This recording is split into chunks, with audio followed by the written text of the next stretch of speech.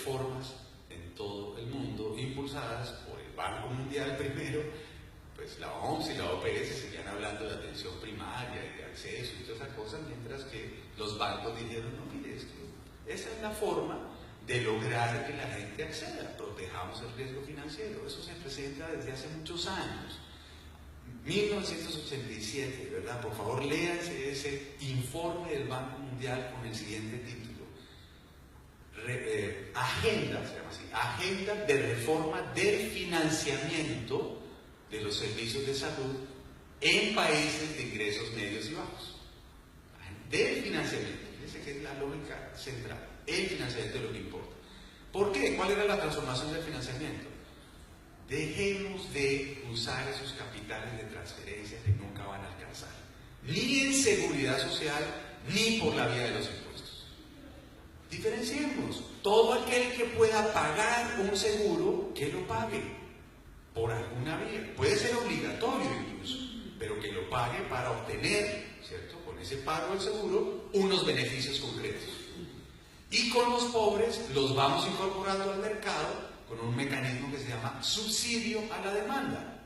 Es decir, yo identifico a cada pobre, digo, usted si es pobre, entonces le pago una póliza que lo meta al mercado. ¿Sí? Subsidio a la demanda.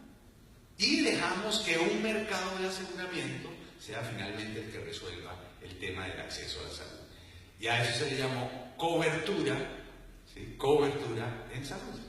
¿Cobertura de qué? Del aseguramiento, de la protección financiera de los costos en salud. Se demoraron 20 años, pero por fin la OMS, ¿sí?, en el pacto con el Banco Mundial, decidió que sí, que finalmente así es la cosa. Y en la última asamblea ustedes vieron dos grandes frentes de política pública mundial. Por un lado, cómo avanzar progresivamente en la cobertura universal en salud, CUS, lo llaman así. La OPS dice, sí, pero con acceso universal. Bueno, se supone que eso viene por añadidura, ¿no? Cobertura universal en salud es aseguramiento y el acceso viene por añadidura. Y por el otro lado, ustedes recuerdan que hubo todo este boom de los determinantes sociales de la salud para superar las inequidades. Sí, pero eso como no corresponde al sector salud de la atención, eso es en los otros sectores. Entonces, salud en todas las políticas.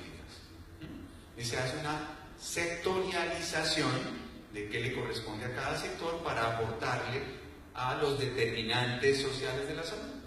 Y listo, se acabó el problema. El Banco Mundial dice, sí señor, esos son los dos grandes frentes de política y de agenda actual y vamos a impulsarlo en todos los países. Claro, eso implica un fortalecimiento del mercado del aseguramiento, eso implica una diferenciación de capas de ingresos, ¿cierto? Hay seguros para pobres, seguros para medios, seguros para ricos, pero al fin y al cabo todos tienen seguros. Y pues el mejor ejemplo que materializa ese proyecto lo tiene Colombia.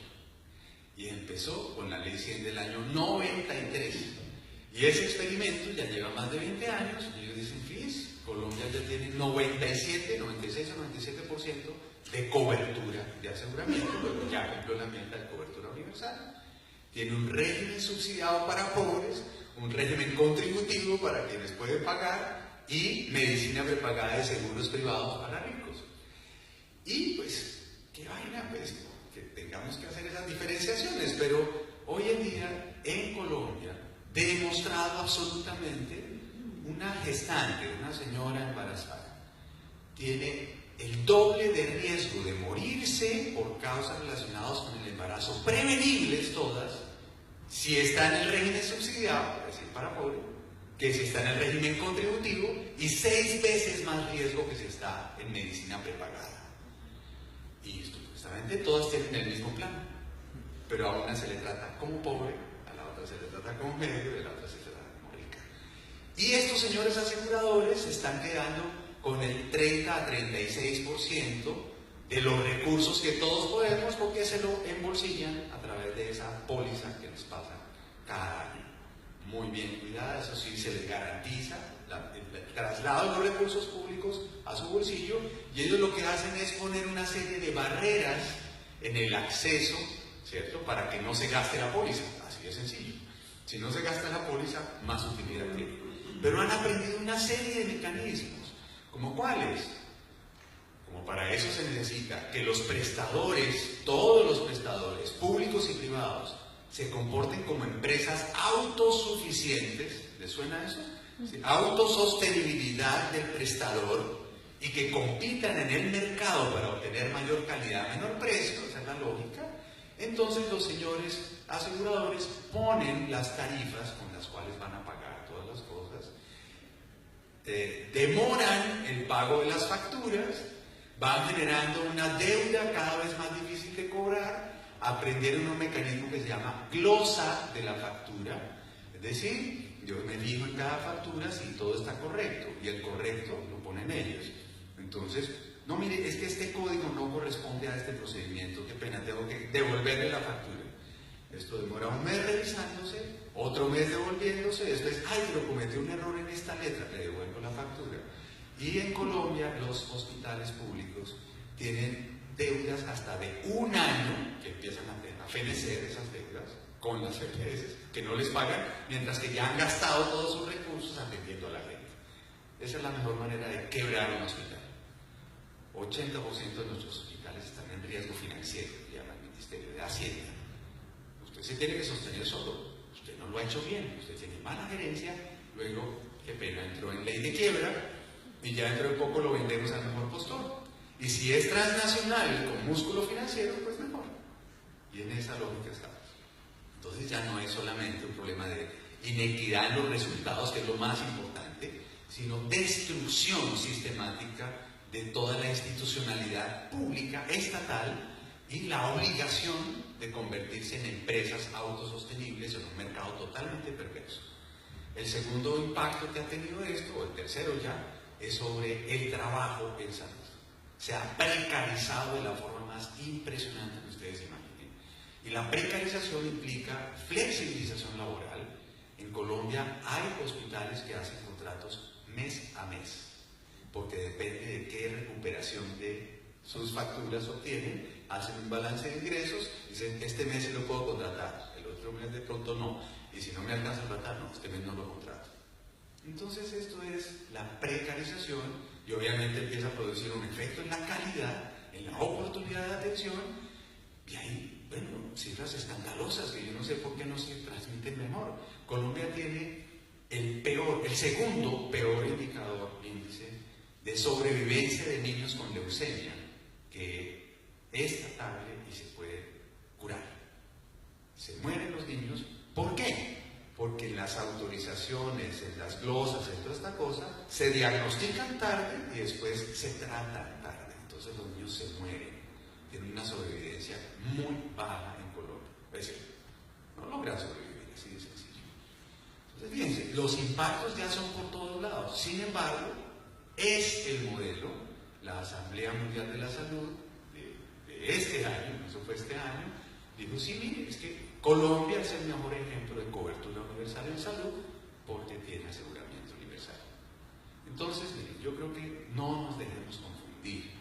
Cobertura universal en salud significa claramente abrir mercados de aseguramiento de acuerdo a capacidad de pago y poner los recursos públicos en ese mercado de aseguramiento. Y es un traslado a la lógica de acumulación financiarizada y con este tema de propiedad intelectual en el capitalismo cognitivo que gira en torno a los servicios de salud. Muy distinto eso a sistemas universales de salud, de ciudadanía social, donde se entra a esos sistemas por la vía de la condición de ciudadano o ciudadana, ¿cierto?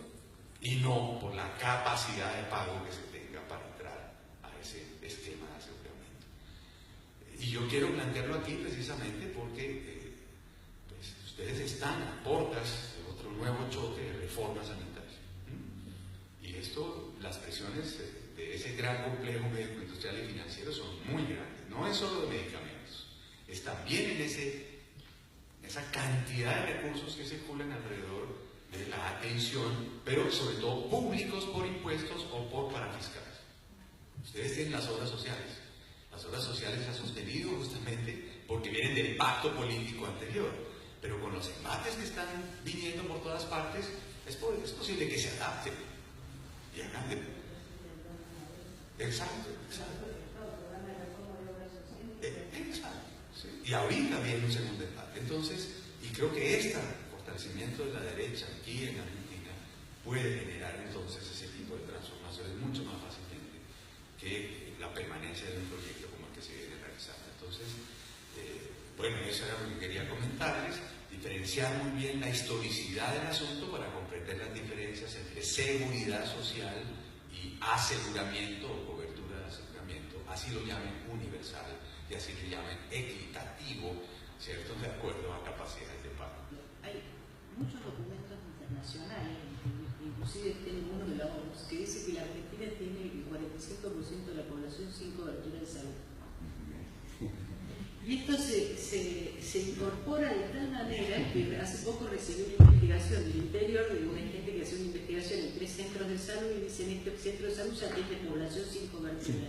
Con lo cual acababan de descubrir algo maravilloso, gente que no tiene cobertura y tiene acceso. Tiene acceso, exacto. Entonces estamos entrando en una ruptura entre cobertura y acceso, por la cual desde esa lógica esta gente no tiene cobertura pero tiene acceso y algunos de los que tienen cobertura por ahí no tendrían acceso.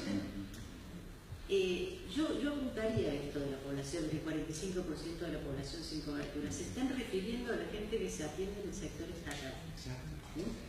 Y declararla sin cobertura significa dar por no existente o por no legítimo ese sector de asistencia. Darlo por inexistente. Entonces, he tenido varios debates ya. De hecho, uno de los debates me dijo, ¿qué llamaría sin cobertura una persona que le hacen una cirugía, una neurocirugía? Bueno, acá pasa eso. A una persona, un bebé que tiene una atención neonatal, una terapia intensiva neonatal, bueno, acá pasa eso. Pero esa denominación a mí me resulta sumamente preocupante. Porque el siguiente paso es cómo le damos cobertura. Exacto.